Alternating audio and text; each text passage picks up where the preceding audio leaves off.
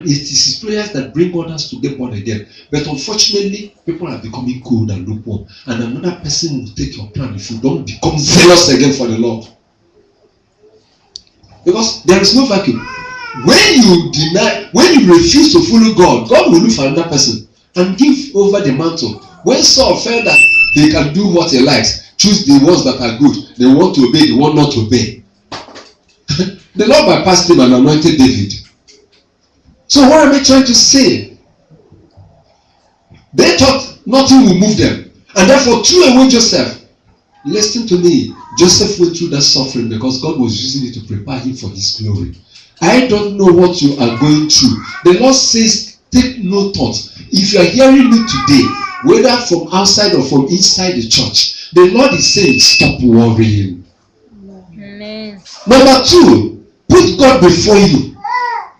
Let God be your primary goal to know God this year. To have the kingdom.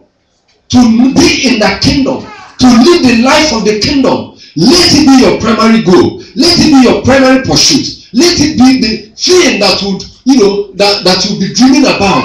Let it be your song. Let it be your walking stick. Make God your choice this year. God first. You may say it this way. After all these years I've labored, how much have I saved? God, I'm going to put you first. I'm going to follow you. And then at the end of the year, I will then look at my life. Hallelujah. Amen. Listen to me. Sometimes people look at me and say, if you were to be working now, you would have gotten lands, houses in many states where you would have invested, and then got a lot of things, and you'll be one of the authorities, in Nigeria. Then I told the person, I said, yes, that is true. That is only physical. And the time you retire and you are gone, you are forgotten. I said, but I am working now. God has used me to affect a lot of souls, a lot of lives. God has used me to use us to wipe away tears from the eyes of people. God has used us to reposition people. God has used us to call for destinies of people. As we are here now, if I remained in the service and became the DJ or whatever, my service ends with this country. Today, God is impacting even countries outside this country because of little-us with our poor grammar and exposure. So, my brethren, what is it that you need? God is saying, put him first. When the Lord said go, I left service with nothing. All I said was 5,000 naira. I told you the story. I was like a fool. And do you know what? It made my friends to turn against me. How can you came from so church. The person was still working. His church spread all over the states of the country. You don't even have a sizable number, and you are saying God called you to leave work. How are you going to feed your family? Maybe they were thinking they will be coming to them to beg for money, so they were not ready to support also. But listen to me. I went through this, the word of Joseph. There was a time that hunger was not killing us, but you see, to avoid hunger, my wife will have to collect things on credit to cook. And when money comes, we'll pay back. But it didn't take long. The Lord told her what to do. The Lord told her what to do. Remember last week, he said he blessed Abraham because Abraham obeyed him. Are you obeying God? He blessed Isaac, showed him where to invest in time of crisis. And Isaac prospered more than the country. That's the time we're in now. Because Isaac walked in the steps of his father, obeying God. And when God said, don't move, don't run, don't go to Egypt, he obeyed. How many of us today will obey? Obedience is the first key. The Lord is calling you. He's telling you, this is it. Obedience. If you are told what to do, are you doing it? Miracle came to Canaan because Mary told the servants, whatsoever that man tells you to do, do it. Hello? Supposing the servants looked at Jesus and said, who is this young man? He is not even gorgeously dressed. If he's gorgeously dressed, he would have been among the people in the high table.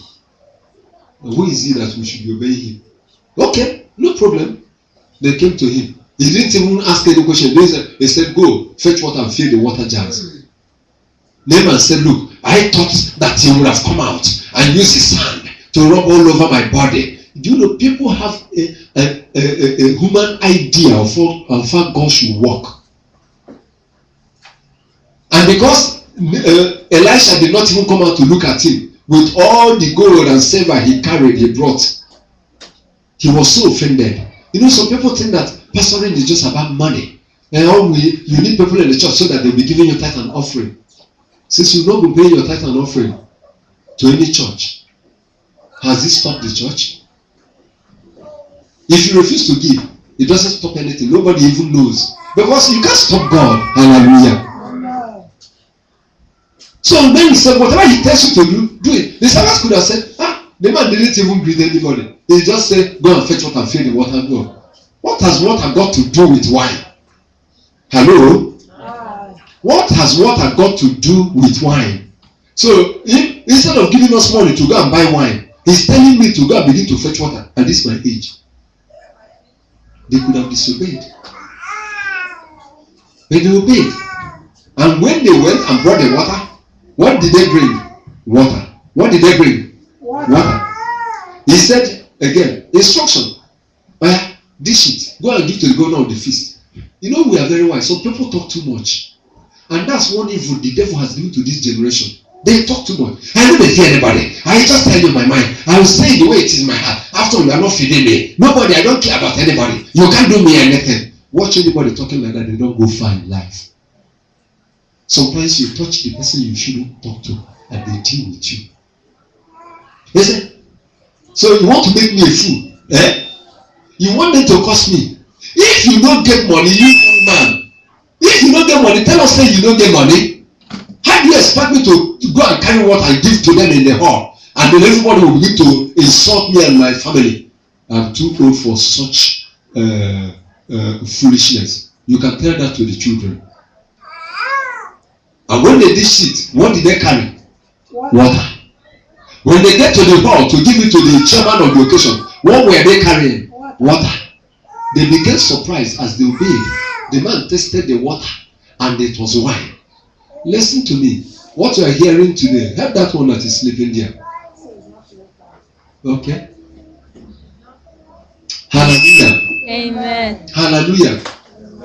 So, they were there, they became surprised because the chairman of the occasion, when he tasted, it was no longer what? It was no more water. The water had become wine. Listen to me, what you are hearing today may look